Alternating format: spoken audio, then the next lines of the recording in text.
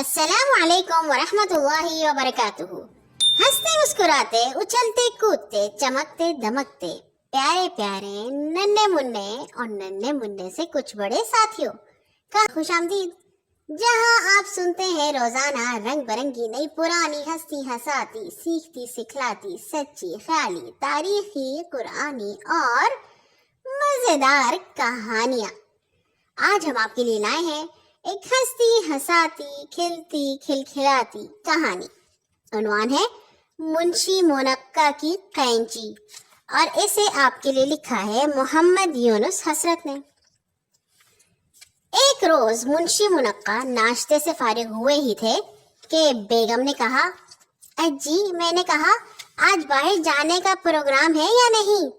منشی منقع نے آہ بھرتے ہوئے اخبار ایک طرف رکھ دیا جو وہ ابھی تھوڑی دیر پہلے پڑھنے کے لیے اٹھا رہے تھے۔ وہ بیگم کے اس سوال کا مطلب اچھی طرح سمجھتے تھے۔ اس کا مطلب یہ تھا کہ بیگم انہیں ڈھیر ساری چیزوں کی خریداری کے لیے بھیجنا چاہتی ہیں۔ آگے کیوں بیگم، خیر تو ہے، کچھ منگوانا ہے؟ ہماری بڑی قینچی بہت دنوں سے خراب پڑی ہے، اسے تیز کرا لو۔ یا تو منشی منقع بیگم کا سوال سن کر پریشان ہو گئے تھے، اور یا قینچی تیز کروانے کی بات سن کر ایک دم خوش ہو گئے، اس لیے کہ قینچی اور چاقو چھریاں تیز کرنے والی دکان جس جگہ تھی وہاں راستے میں ایک خوبصورت پارک پڑتا تھا۔ وہ کئی بار وہاں سیر کر چکے تھے، مگر بہت دنوں سے اس طرف جانے کا اتفاق نہیں ہوا تھا۔ خوش ہوتے ہوئے بولے، ہاں جیسے تم کہو بیگم، میں ابھی چلا جاتا ہوں۔ انہوں نے اخبار طے کر کی کرسی پر رکھ دیا، پھر ٹوپی پہنی، چھڑی ہاتھ میں لی اور خوش خوش قینچی تیز کرنے والی دکان کی طرف روانہ ہو گئے۔ دکان کی طرف جاتے ہوئے وہ پارک میں سے ہو کر گزرے۔ وہاں بڑی رونق تھی، بچے بوڑھے جوان سبھی سیر کا لطف اٹھا رہے تھے۔ منشی منقع نے بھی کہیں رکے بغیر اس سیر کا ہلکا سا مزہ لیا اور پھر اس لوہار کی دکان پر پہنچ گئے جو چاقو چھریاں قینچی وغیرہ تیز کرنے کا کام کرتا تھا۔ منشی منقع دکان میں داخل ہوئے تو ایک لڑکا ان کی طرف بڑھا اور بولا، فرمائیے جناب۔ ہاں مجھے قینچی تیز کرانی ہے، منشی منقع نے جواب دیا۔ لائیے ابھی کیے دیتا ہوں۔ یہ منشی منقع نے کہنا شروع کیا، پھر اچھل کر بولے، باپ رے قینچی کہاں ہے؟ وہ جلدی سے دکان سے باہر نکل آئے۔ اس کے ساتھیوں نے یاد آ گیا کہ قینچی تو وہ گھر ہی بھول آئے ہیں۔ وہ تیزی سے گھر کی طرف روانہ ہوئے۔ دروازے پر ان کی ملاقات بیگم سے ہوئی۔ اچھا ہوا تم کھانے کے وقت پر واپس آ گئے، بیگم نے خوش ہو کر کہا۔ کب کہا ہے انہوں نے قینچی واپس دینے کو؟ وہ منشی منقع نے کہنا شروع کیا۔ بات یہ ہے بیگم، وہ تو میں ساتھ ہی نہیں لے گیا تھا، بالکل ہی بھول گیا۔ دکان میں جا کر خیال آیا کہ قینچی تو میں میز پر ہی چھوڑائی ہوں۔ عجیب آدمی ہے، بیگم نے غصے سے کہا۔ گئے قینچی تیز کرانے اور قینچی یہی چھوڑ گئے۔ کوئی بات نہیں، کھانا کھانے کے بعد پھر چلا جاؤں گا، مگر قینچی ساتھ لے جانا نہ بھولنا، بیگم نے کہا۔ فکر نہ کرو، اس بار مجھے یاد رہے گا، بالکل یاد رہے گا۔ کھانا کھانے کے بعد منشی منقع نے ٹوپی پہنی، چھڑی ہاتھ میں لے کر باہر جانے لگے تو بیگم نے کہا، قینچی ساتھ لے جانا نہ بھولنا۔ ہاں وہ تو میں نے بغل میں داب رکھی ہے، تم فکر نہ کرو۔ منشی منقع گھر سے نکل کر چند قدم ہی گئے ہوں گے کہ ایک پرانے دوست میاں آوارہ گرد مل گئے۔ ان کا اصل نام تو کچھ اور تھا، مگر وہ لمبی لمبی سیروں کے عادی تھے اور ان کی باتیں بڑے مزے کی ہوتی تھی۔ انہوں نے منشی منقع کو دیکھتے ہی کہا، اخا منشی جی، کہیے کدھر کا ارادہ ہے؟ کہیں کبھی نہیں، بس یوں ہی ذرا سیر کے لیے نکلا ہوں۔ یہ بات منشی منقع نے یا تو میاں آوارہ گرد کے خیال سے کہہ دی تھی، یا پھر اپنے دوست کے سامنے یہ ظاہر نہیں کرنا چاہتے تھے کہ وہ قینچی تیز کرانے جا رہے ہیں۔ میاں آوارہ گرد کی نظر ان کی بغل میں دبی ہوئی قینچی پر پڑی تو انہوں نے پوچھا، ہاں یہ قینچی کیسی ہے تمہاری بغل میں؟ یوں ہی اٹھا لایا ہوں میاں، منشی منقع نے جواب دیا۔ دونوں دوست باتیں کرتے ہوئے شام تک نہ جانے کہاں کہاں پھرتے رہے، اور منشی منقع کو اس سیر کے ختم ہونے کا احساس اس وقت ہوا جب میاں آوارہ گرد نے خود منشی منقع کے مکان کے دروازے پر ان سے رخصت ہونے کی اجازت چاہی۔ मुंशी मुनक्का ने बड़ी गर्मजोशी से उनसे हाथ मिलाया और कहा, भाई बहुत दिनों बाद तुम्हारे साथ सैर करने का लुत्फ उठाया है, मजा आ गया। अपने दोस्त से रुखसत होकर मुंशी मुनक्का घर में दाखिल हुए तो बेगम ने कैंची उनकी बगल में देखकर हाथ बढ़ाते हुए कहा, खूब, बहुत खूब, आपने पास बैठकर काम कराया, कैंची तेज करवा कर ही लाए, बड़ी तकलीफ की। बेगम की ये बात सुनकर मुंशी मुनक्का ने सहमी सहमी नजरों से कैंची की तरफ देखा। वो आधा दिन कैंची को बगल में दाबे फिरते रहे मगर दुकान तक नहीं गए थे। कैंची अब भी वैसी ही खराब थी जैसी वो लेकर गए थे। उन्होंने सर झुकाकर सारा मामला बेगम को बता दिया मगर बेगम को यकीन नहीं आ रहा था। आखिर ये कैसे हो सकता है कि इतनी भारी कैंची बगल में लिए फिरते रहे, ख्याल तक न आया कि उसे तेज कराने लाए हैं। मुंशी मुनक्का शर्म से पानी पानी होते जा रहे थे। ऐसी हिमाकत तो उन्हें आज तक नहीं की थी। इसी एहसास से वो न ठीक से चाय पी सके और न ठीक से खाना खा सके। खाने से फारिग होने के बाद बेगम ने उन्हें ताकीद करते हुए कहा, देखो कल सुबह सुबह कैंची लेकर दुकान पर चले जाइएगा और तेज कराकर ही साथ लेकर घर वापस आइएगा। हद हो गई है हिमाकतों की। पहले दुकान पर गए तो कैंची घर भूल गए, फिर कैंची लेकर गए तो दुकान पर जाना भूल गए। अब ऐसी हिमाकत नहीं होनी चाहिए। अगली सुबह नाश्ते के फौरन बाद मुंशी मुनक्का कैंची लेकर रवाना हो गए। दिल में सोच रहे थे कि अगर कैंची दोपहर तक तेज ना हो सकी तो दोपहर के खाने का क्या होगा। कैंची तेज होने के इंतजार में दोपहर के खाने की छुट्टी करनी पड़ेगी। वो लोहार की दुकान पर पहुंचे तो सबसे पहले अपनी बगल को देखा। इस एहसास से उन्हें बड़ा एहसास हुआ कि कैंची सही सलामत उनकी बगल में मौजूद है। वो दुकान में दाखिल हुए तो लड़का हंसता हुआ उनकी तरफ बढ़ा और बोला, कैंची ले आए जनाब। हाँ हाँ, मुंशी मुनक्का ने कैंची लड़के की तरफ बढ़ाते हुए कहा। तेज करानी है जनाब?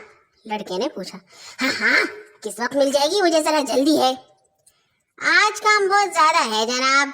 लड़के ने पास पड़े हुए चाकू, छुरियों और कैंचियों को देखते हुए कहा। 2 बजे से पहले नहीं मिल सकेगी।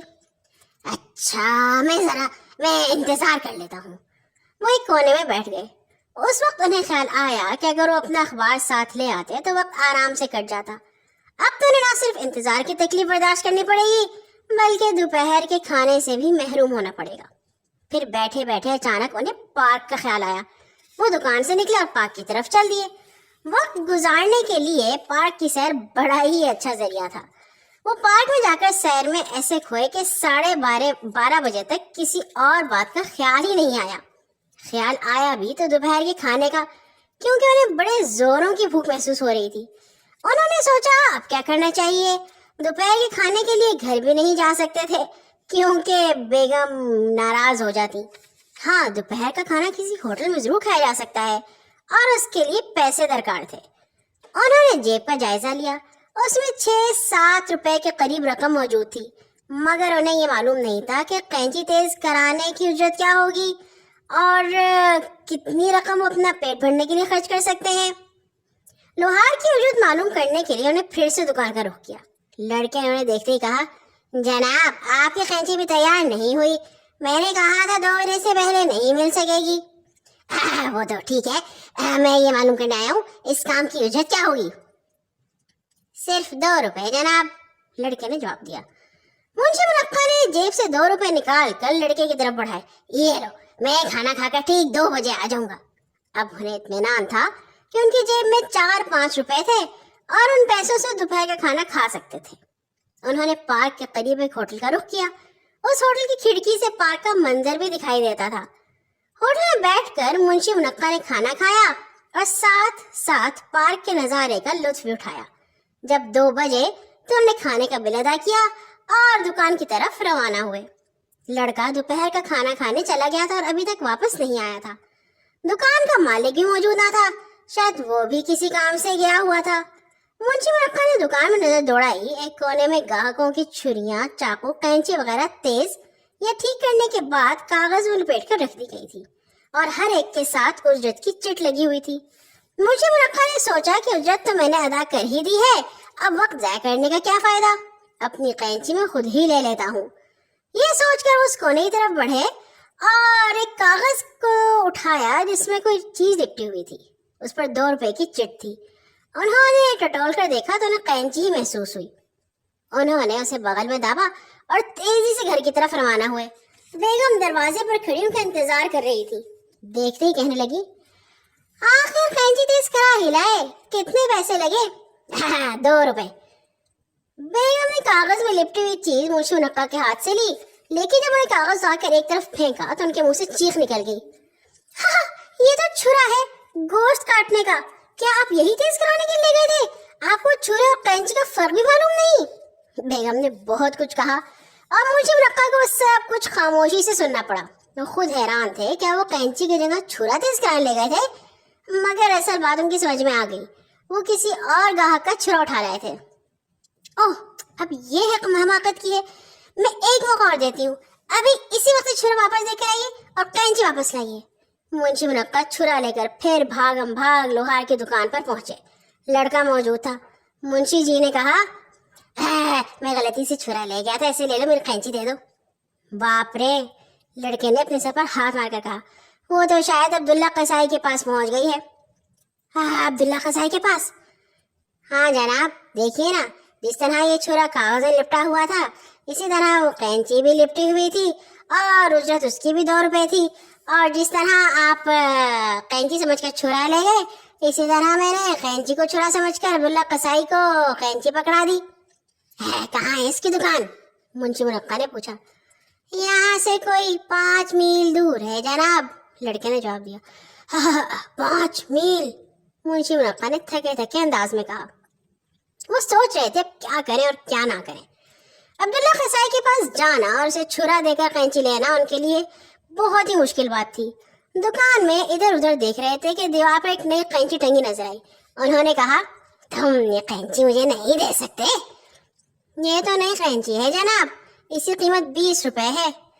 کوئی بات نہیں, یہ مجھے دے دو, 20 روپے کے تمہیں کل صبح مل جائیں گے. میں قینچی کے بغیر گھر واپس نہیں جانا چاہتا. کچھ دیر بعد وہ نئی قینچی لیے گھر کی طرف جا رہے تھے. یہ نئی قینچی پرانی قینچی سے کہیں بہتر تھی, مگر منشی جی یہ سوچ سوچ کر حیران اور پریشان ہو رہے تھے کہ معلوم نہیں اب بھی ان کی بیگم ان سے خوش ہوں گی یا نہیں. آپ بتائیے گا, کیونکہ ہماری کہانی تو ہو گئی ہے یہاں پہ ختم. کیسی لگی بتائیے. اپنا اور اپنے گرد کے لوگوں کا خیال رکھا کیجیے اور اپنا دماغ بھی حاضر رکھا کیجیے. اللہ حافظ.